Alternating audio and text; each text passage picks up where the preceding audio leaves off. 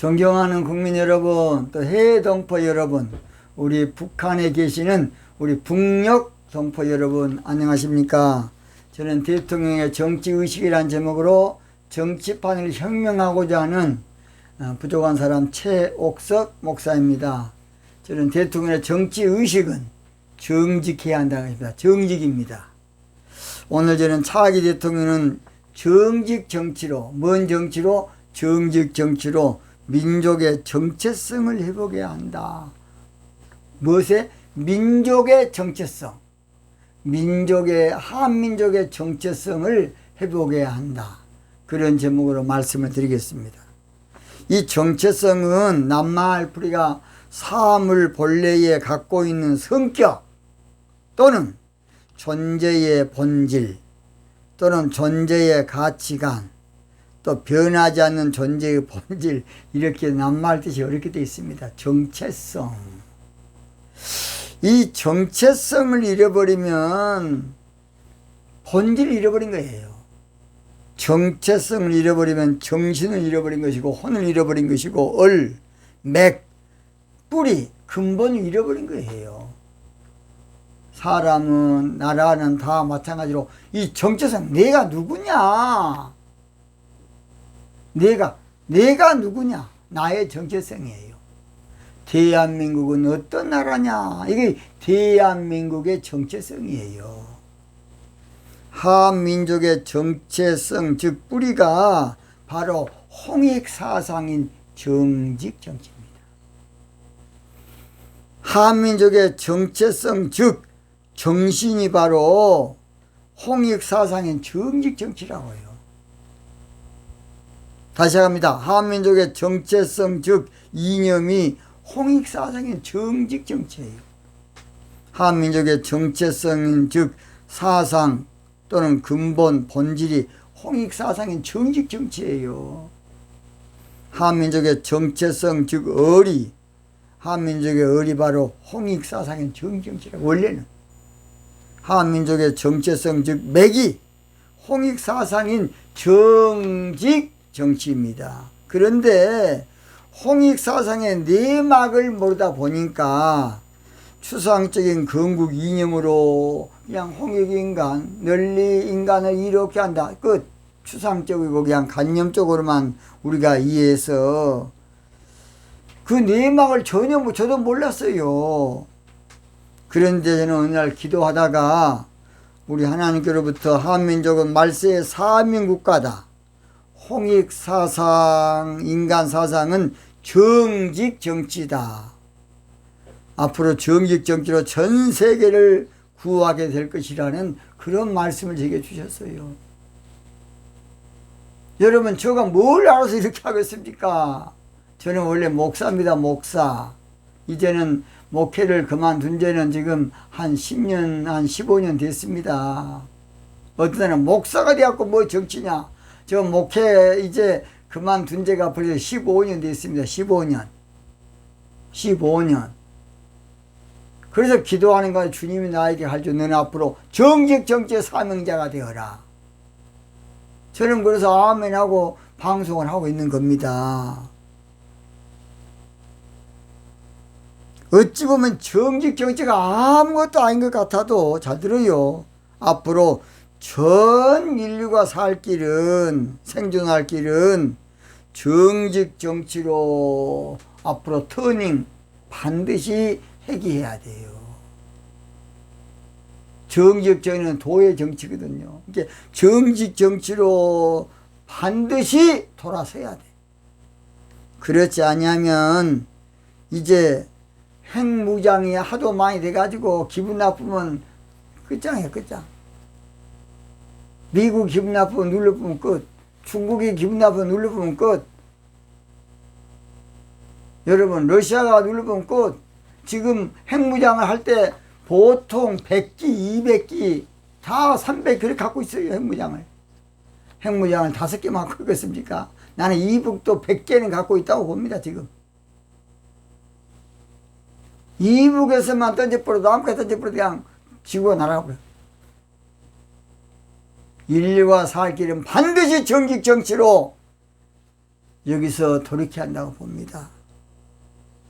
그래서 앞으로 우리나라가 전 세계를 살려야 돼. 정치로. 그 모든 것을 감당할 사명국가가 바로 대한민국이에요. 대한민국 나라는 그래서 특별한 사명의 나라고 희한한 사명의 나라예요. 이걸 알아야 돼. 여러분 우습게 생각하면 안 돼. 앞으로 정기 경제 운동이 보세요. 전 세계적이 될 겁니다. 전 세계 된다고요. 그래서 미국이 지금 실용주의인데 실용주의도 이제 한계가 이제 곧 유통기한이 지나갑니다. 다 이제 됐습니다. 유통기한, 먼 기한, 유통기한 다 됐어요. 이제 중국 때려잡고 이제 그만이야. 저는 그래서 앞으로 트럼프 대통령에게 편지 보낼 겁니다. 앞으로 이렇게 정치하십시오. 일본도 물론 제가 방송할 겁니다. 러시아도 제가 할 겁니다. 앞으로 이렇게 해야 산다. 자, 그렇다면 한민족의 정체성이 무엇이냐? 한민족의 정체성이 이야기합니다. 첫째입니다. 첫째. 한민족의 정체성은 다시 택한 제2 이스라엘이에요. 한민족은. 뭔 택한? 다시 하나님이 택하는 제2 이스라엘 나라가 한국이에요. 이사야 14장 1절 여호와께서 야곱을 긍휼히 여기시며 이스라엘을 다시 택하여 다시 택한다는 거예요. 우리 이스라엘 사람들 이 말씀 잘 보세요. 이사야 선지자가 14장 1절에 다시 택한다 안 그렇습니까? 다시 택하여 자기 고토에 두시리니 나그네 된 자가 야곱 족속에 가입되어 그들과 연합할 것이며 그랬어요. 잘 들어요. 그래서 말세 나팔절이 되면 하나님이 이스라엘을 다시 택할 것인데 그 민족이 바로 대한민국이에요. 여러분. 우리나라는 천손민족이라는 말이 있습니다. 그래서 이스라엘 나라는 이스라엘 사람들 우리 한국을요 형제나라 그래요. 이스라엘 6월절 날 여러분 문설주에 피 뿌린 것도 우리나라에 동짓날 팥죽 써서 뿌리지 않습니까? 참 놀랍습니다. 많아요. 옛날 가야국에 보면요 가야국 우리나라 가야 한때 있었지 않습니까? 거기 보면 십자가가 무덤에서 많이 나와요. 자, 그래서 앞으로 대한민국은 영적인 강국이 될 나라다. 예언자들은 다 그렇게 하고 있어요. 대한민국 앞으로 영적 강국이 될 것이다. 대한민국의 세계적인 정신 강국이 될 것이다. 그렇게 예언자들이 하고 있지 않습니까? 여러분 유튜브 보세요. 그래서 앞으로 우리나라는 제2 이스라엘 바로 같은 사명의 나라예요. 뭔 나라다? 사명의 나라. 제사장 국가라는 말입니다. 제사장 국가. 이건 대단한 거예요. 무섭게 알지 말아요, 여러분. 공산주의는 70년 못 버티고 붕괴한다고 예언했던 유명한 루돌프 슈타이너라는 사람이 있습니다. 그 대단한 사람이 사람. 이 사람은 앞으로 한국이 제2의 이스라엘이 될 것을 예언을 했어요. 루돌프 슈타이너. 이 사람은 공산주의는 70년 못 버티고 끝날 사상이다. 공산주의는 70년 이상 못 간다. 그래서 여러분 레닌이 1917년도에 정치화 시켰어요. 공산주의를 정치화 처음으로 시켰다고. 그래가지고 70년 딱 되던 1991년 루돌프 슈타이너 예언대로 공산주의 종주국인 소련이 붕괴되고 이제 러시아로 돼버린 거예요. 그동안 소비에트 연방이었어요. 연방. 뭔 방? 연방. 근데 그게 무너져버렸다. 무너져버렸다. 그래서 중국도 공사지만 수정 공산주의야. 왜냐? 공산주의하면 다 망해 가난해져요. 그러니까 중국의 등소평이라는 유명한 사람, 등소평. 이 사람이 뭔 말이냐?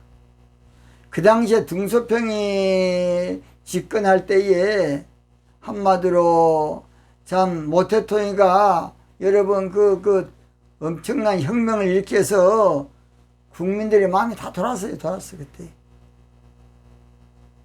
너무 못 사니까 더욱이. 그 등소평이라는 사람이 흑묘, 백묘, 아, 민주주의 뭐이고 공산주의 뭐이냐, 그런 놈 짓거리지 말고 잘 살자고. 잘 살아. 뭔 놈 공산주의가 밥 먹여주냐? 민주주의가 밥 먹여주냐고. 잘 살면 되지. 그래서 수정 공산주의라 가지고 문호를 미국하고 개방해서 등소평이 아니서는 지금 저 중국 굶어 죽어요. 거지나라, 거지나라. 여러분, 모태통 때 얼마나 많이 죽었습니까? 약 4,600만 명이 굶어 죽지 않았습니까? 거짓말해서 그냥. 말이 쉽지. 우리나라 인구가 굶어 죽었다고요. 북한도 300만 명이 굶어 죽었다 그래. 북한에서 온 사람들이 500만 명이라고 하더라고요. 500만 명. 그냥 지천에 깔렸대. 죽은 사람이 지천에 깔려. 꽃제비. 공산주의하면 나라 절대 가난해지고 나라 망합니다. 그걸 몰라. 공산주의하고 잘 사는 나라 봤습니까? 한 나라 있으면 이해가세요. 공산주의 다 나라 망한 거야. 그래서 스위스는 노동자들은 민주를 알고 국민들한테 지식 뭔가 배운 사람들이 다 공산주의야. 사회주의. 스위스. 그래가지고 국민투표를 붙였어. 한 달에 300만 원씩 줄 테니까 어떻게 국민들이 어떻게 보느냐. 국민들이 반대해서 우리 뭘 쓸데없는 소리 하지 말아라. 우리 정신 썩게 만들려고 했죠. 베네수엘라처럼. 우리나라도 막 10만 원 주자 20만 원 주자 어떤 돈이사 정신 빠진 인간. 나는 정신병자라고 봐요. 빚이 우리나라 지금 천조입니다. 천조를 지금 달리고 있어요. 빚이 천조면 적은 돈입니까? 자, 그래서 루돌프 슈타인이라는 사람이 뭐라 그랬느냐. 옛날에는 하나님이 이스라엘 민족을 제사장 국가로 세웠었는데 새 시대가 오면 뭐이 오면 새 시대 나팔절이 오면 극동에 있는 한 국가를 쓴다. 극동이 동방이에요. 동방. 뭐라고요? 극동이 동방이라고. 동방인데 일본 사람 우리가 동방이다. 그런데 땅끝이야. 땅끝은 한국입니다. 대한민국. 그래서 우리나라는 제2 이스라엘이 대한민국입니다. 그런데 사명의 국가, 제사장 국가인데 정직 정치할 사명 국가고 정직 정치할 제사장 국가로 앞으로 전 세계를 책임지고 미개 살릴 겁니다. 두 번째입니다. 두 번째, 한민족의 정체성은 다시 택한 제2 예루살렘이야. 참 성경에 보면요, 예루살렘 저 이스라엘인데 다시 택해서 또 다시 만나는 것이에요. 자, 스가랴서 1장 17절. 다시의 재르기를 여호와께서 만군의 여호와의 말씀에 나의 성읍들이 넘치도록 다시 풍부할 것이라. 여호와가 다시 시온을 아니하며 다시 예루살렘을 택하리라. 스가랴서 1장 17절입니다. 스가랴 2장 12절에도 다시 예루살렘을 택하시리니. 다시 예루살렘 택하다 그 말이야. 그 말은 무슨 말이냐? 한마디로 말해서 예루살렘이 정신적인 한마디로 기둥입니다. 기둥. 그것을 다시 택해서 다시 바꾼다 그 말입니다. 정신적인 한마디로 말해서 성질을 바꾼다 그 말이에요. 그래서 예레미야 선지자도 예레미야서 본 것 같으면 31장 40절 나 여호와의 성지가 되고 영영이 다시는 뽑히거나 전복되지 않을 것이라. 다 여호와의 성지가 되고 다 바로 그 뭔 말이냐. 앞으로 성지가 바꿔져요. 왜냐? 예루살렘을 다시 택하니까. 그래서 앞으로 대한민국에서 시온적 신부신앙이 일어나서 세계적인 영적인 센터, 영적인 중심지, 뭐라고? 영적인 중심지가 우리 한국이 될 겁니다. 영적인 강국, 영적인 저수지, 영적인 창고 우리나라가 될 겁니다. 보세요. 그래서 강명의 나라인 대한민국으로 전 세계가 앞으로 몰려올 겁니다. 이사야 2장 2절 말일에 여호와의 전에 산에 모든 산꼭대기에 굳게 설 것이요 모든 작은 산이 뛰어나르니 만방이 그리로 모여들 것이라. 작은 산, 이 작은 산이 사실은 정치적으로는 대한민국 작은 나라예요. 대한민국 먼 나라, 작은 나라. 이사야 60장 3절 열방은 내 빛으로 열왕은 비치는 내 강명으로 나오리라. 우리 한국은요 원래 황국인데 한국이나 이 말은 이 말은 환하다 그런 뜻이 여러분. 환하다. 배달도 밝다 그런 말이에요. 밝은 나라. 조선도 아침의 빛이 아침빛. 뭔 빛? 아침빛. 조선. 우리나라는 빛고울 광주처럼 광명의 나라예요.